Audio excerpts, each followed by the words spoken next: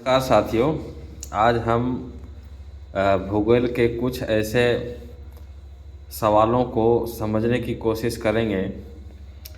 हमारे समुद्री तटों से पश्चिमी हिस्से और पूर्वी हिस्से के बारे में कुछ जानकारी को समझने की कोशिश करेंगे। हमने पढ़ा है कि थाल घाट, ये थाल घाट क्या होता है? थाल घाट, भोर घाट और पाल घाट, ये कुछ घाट हैं जो हमारे पश्चिमी हिस्से के, भारत के पश्चिमी हिस्से के साथ उसको दर्शाया गया है। थाल घाट नासिक से मुंबई के हिस्से को, पर्वतीय हिस्से है जिसे थाल घाट कहते हैं। भोर घाट वो होता है जो मुंबई से पुणे की ओर भौगोलिक पर्वतीय क्षेत्र है, उसे भोर घाट कहते हैं। तो नासिक से मुंबई थाल घाट, मुंबई से पुणे भोर घाट, और कोयम्बटूर एवं कोचीन, कोचीन कहाँ है? केरल में, ये भी केरल में है। तो पाल घाट हो गया कोयम्बटूर एवं कोचीन। तो यहाँ पर आप देख सकते हैं कि ये है कोंकण तट, जिसको हम कोंकण तट रेल मार्ग से भी जानते हैं। ये है गोवा से लेकर गुजरात तक, ये कोंकण तट है। और गोवा से लेकर, यानी कर्नाटक से लेकर मंगलोर तक, ये है केंद्रा तट। और मंगलोर से लेकर मालाबार तट तक, यहाँ तक, ये मालाबार तट हो गया, इसको कहते हैं, जो कि केरल के पास में है। मंगलोर केंद्रा तट कर्नाटक के पास में है, और कोंकण तट महाराष्ट्र और मुंबई महाराष्ट्र गोवा के बीच में है। और सबसे लास्ट में है कन्याकुमारी। दक्कन का पठार महाराष्ट्र राज्य में है। यह एक ज्वालामुखी चट्टानों से बना है। ये काली मिट्टी का क्षेत्र है। इस पठार के पूर्वी भाग विदर्भ कहा जाता है, विदर्भ, जिसको हम लोग विदर्भ जानते हैं। धारवाड़ का पठार कर्नाटक में है।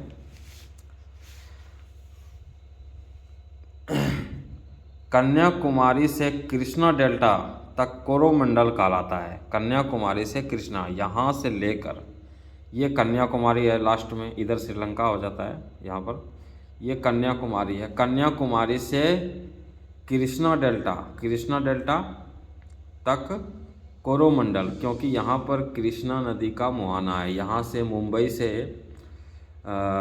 से निकलकर वो कृष्णा नदी मुंबई से जाती है, मुंबई से कर्नाटक से आंध्र प्रदेश छत्तीसगढ़ से नहीं, कर्नाटक से तेलंगाना से छत्तीसगढ़ से आंध्र प्रदेश के पास ये कृष्णा नदी गिरती है बंगाल की खाड़ी। ये है बंगाल की खाड़ी,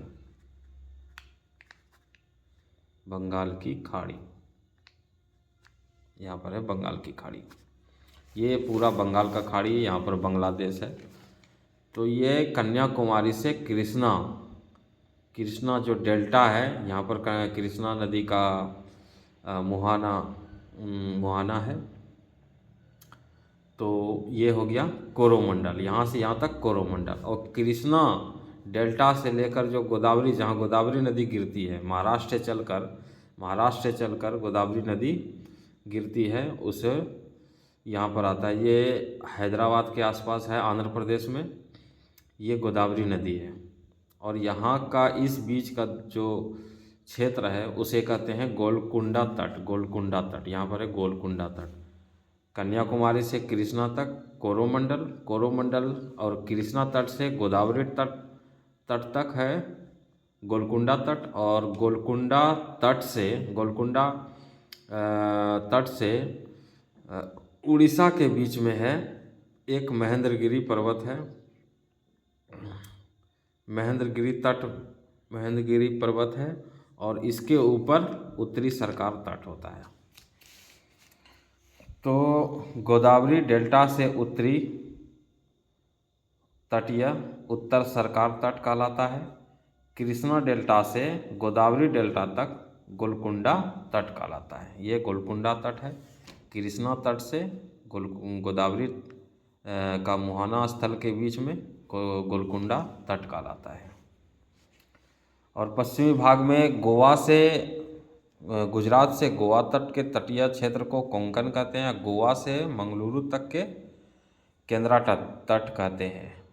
मंगलुरु से कन्याकुमारी के तटीय क्षेत्र को मालाबार तट कहते हैं।